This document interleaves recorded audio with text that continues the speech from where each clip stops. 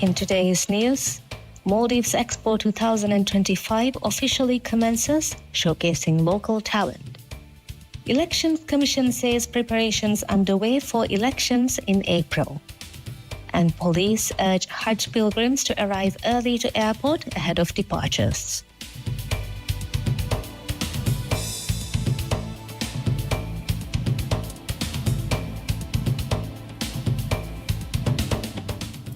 Bismillahirrahmanirrahim. Assalamu alaikum. Welcome to News. I'm Yasir bin Muhammad. The Maldives Expo 2025 officially commenced on Friday evening at Central Park, Hulumale, bringing together the country's largest exhibition of entrepreneurship, craftsmanship and innovation. The event was inaugurated by President Dr. Mohammad Wais, accompanied by First Lady Madam Sajda Mohammed. Following the opening, the first couple toured the stalls, which showcased the talents and creativity of Maldivian individuals and businesses from across the country.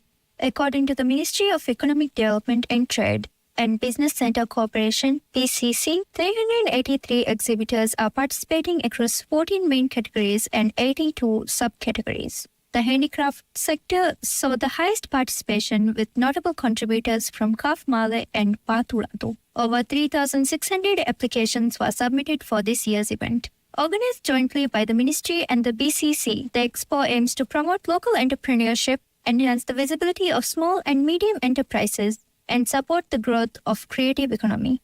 The opening ceremony featured a fireworks display. The expo will run from May 23rd to 31st and is open to the public daily from 4 p.m. to 11 p.m. at Central Park, Hulumale. Elections Commission President Mohammad Zahid has confirmed that preparations are actively underway to conduct the upcoming local council and Women's Development Committee elections scheduled for April next year. Highlighting the scale of the elections, Zahid noted that local council and Women's Development Committee elections involve the largest number of candidates in the country. As such, the Commission has prioritized preparations to ensure an efficient and legally compliant electoral process. He said that efforts are being made to gather the necessary data regarding candidate selection across constituencies in accordance with existing laws and regulations. Furthermore, Zahid indicated that amendments to some of the legal frameworks are in progress to facilitate smoother electoral operations. One of the principal challenges ahead of the elections, according to Zahid, is the issue of securing adequate venues to serve as polling centers. He remarked on the growing difficulty in identifying suitable buildings. He noted that, at present, venues such as Darbaruge and the former Jamaluddin School were no longer available, which posed significant challenges in securing suitable locations within the city. To mitigate this issue, the Commission is exploring ways to streamline operations. Zahid explained that efforts are being made to minimize staff requirements and administrative workload, thereby also reducing overall election-related costs. They are currently comparing previous elections with the upcoming one to determine the extent to which digitization can be implemented and how it could contribute to cost reduction. In line with this, Elections Commission is working towards digitizing all processes relating to the elections, except for voting and vote counting. Zahid emphasized that the objective is to make the electoral process more accessible and convenient for the public through enhanced use of digital tools. Looking beyond logistical concerns, Zahid also expressed the Commission's commitment to strengthening the country's democratic framework. He affirmed that collaboration with political parties will remain a cornerstone of this effort as the Commission seeks to uphold transparency and inclusiveness in the democratic process. The Ministry of Construction, Housing and Infrastructure has announced that it is currently reviewing more than 8,600 complaints related to the Gedruvaria housing scheme and has committed to completing the process before the end of May. The review follows an earlier investigation by the Anti-Corruption Commission ACC, which found that 2,180 of the 4,000 individuals listed as flat recipients were ineligible. In response, a special committee was formed to oversee a comprehensive review of the list, which had originally been gazetted by the previous administration in November 2023. Following the findings, the Ministry opened a public complaint period to allow individuals to contest the recipient list. The submission window initially ran from March 1st to 30th, but was extended until April 15 due to public holidays during Ramadan and Eid. A total of 8,602 complaints were received by the Ministry. Of these, 5,236 were submitted through the Gathering portal, 2,840 by email, and 526 via letter. The Ministry confirmed that no new documents were accepted during the complaint period. The Ministry has stated that the process is being conducted with transparency and fairness, with the goal of ensuring that only eligible parents remain on the final list of flat recipients. The Maldives Police Service has advised travellers to plan ahead for possible traffic delays near Villana International Airport (VIA) on the upcoming Hajj departure dates. Pilgrims from the Maldives are scheduled to depart for Saudi Arabia on May 26th, 27th, 29th and 30th.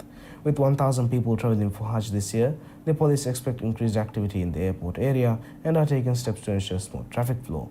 Additional officers will be deployed around the airport on these days to assist with traffic management. Travellers departing on the same day for other destinations are also encouraged to arrive early and complete their pre-departure procedures in good time. The police have also requested those accompanying pilgrims and drivers of passenger vehicles to follow traffic guidelines and cooperate with on-site officers. The advisory is part of the Maldives Police Service's routine traffic management measures during periods of high airport activity, such as Hajj and Umrah travel and peak holiday seasons. We'll be back after a short break.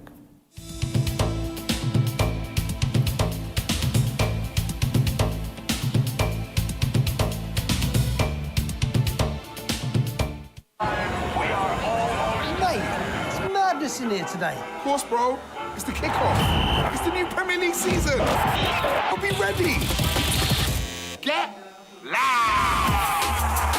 This is new faces, latest drip, and fresh trims. It's time to believe. The greatest league in the world is back. Brought to you by MediaNet. Kafa, tiga pocket and no contact phone lani. Kafa, passport at the family gilligiayo. Kafe, Kanitani, for shigilligiayo.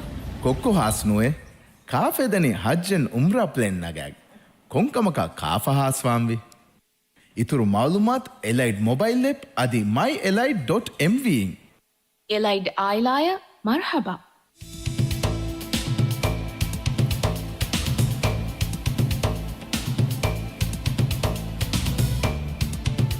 Welcome back. A recently implemented marine biology internship program launched by the Ba Atoll Council in collaboration with the Ba Atoll Biosphere Reserve and Four Seasons Resort at Landa Girawar offers students a dynamic hands-on learning experience that blends scientific exploration with practical training in sustainability and environmental stewardship. While similar initiatives typically focus on the study and conservation of habitats such as mangroves and coral reefs, this program not only introduces students to marine life but also incorporates essential lessons in sustainable development and environmental responsibility. A cornerstone of this initiative is its strong emphasis on renewable energy. At Four Seasons Landa Girawar, sustainability is woven into the fabric of daily operations with particular focus placed on reducing environmental impact throughout clean energy technologies. During the internship, students were given the opportunity to observe and understand the application of solar power as a means of electricity generation. Through guided demonstrations, they gained insights into the technical process behind photovoltaic energy and were introduced to the environmental advantages of adopting renewable sources. The program also delved into sustainable waste management, showcasing the resort's efforts to reduce, reuse, and recycle. Students were acquainted with well-established waste segregation systems, plastic reduction strategies, and reuse practices. Further enriching the educational experiences was the introduction to sustainable agricultural practices. Within the grounds of the resort, a dedicated area is maintained for organic farming, where students learned about the cultivating of fruits and vegetables without the use of chemical fertilizers or synthetic pesticides. The produce grown in this garden is utilized throughout the resort's dining establishment. In its entirety, this internship program stands out for its comprehensive interdisciplinary approach. Rooted in marine biology, it extends beyond traditional ecological education to equip students with robust understanding of sustainability across multiple domains. Organized through the collaborative efforts of the Ba Atoll Council,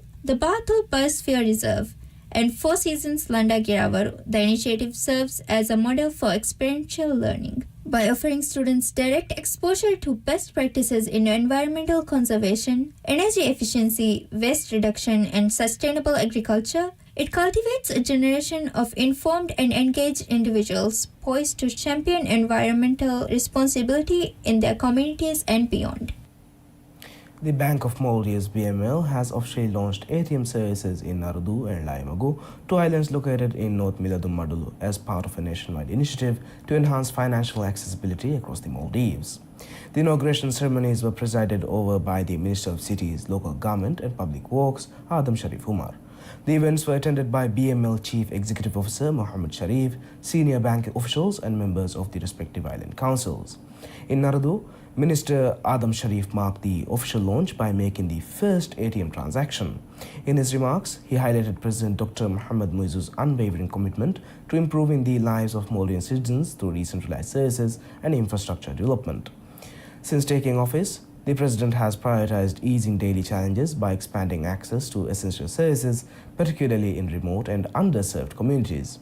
The newly installed self-ATM service in Narudu provides residents with 24-hour access to banking functions, including withdrawals and deposits.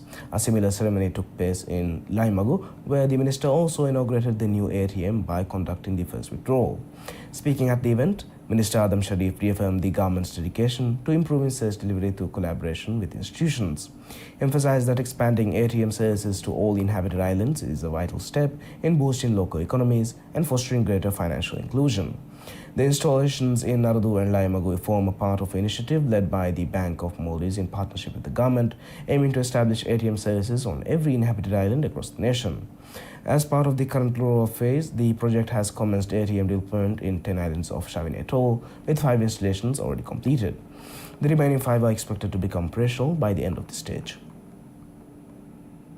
Controller General of Immigration, Commissioner of Police retired Ahmad Fasir, has expressed appreciation for the strong turnout of youth at the ongoing walk-in interviews for immigration official trainees. The Maldives Immigration is conducting walk-in interviews at Galal School to recruit 50 immigration officer trainees, marking the first such recruitment drive in its history. The walk-in interviews commenced at 9 a.m. and are scheduled to continue until 5 p.m. today. Controller General Fasir visited Galal School to observe the ongoing walk-in interviews, where he expressed satisfaction with the high level of youth participation.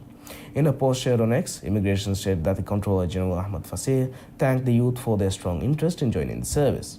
Immigration revealed that the selection process will include 2 examinations before finalizing the 50 candidates.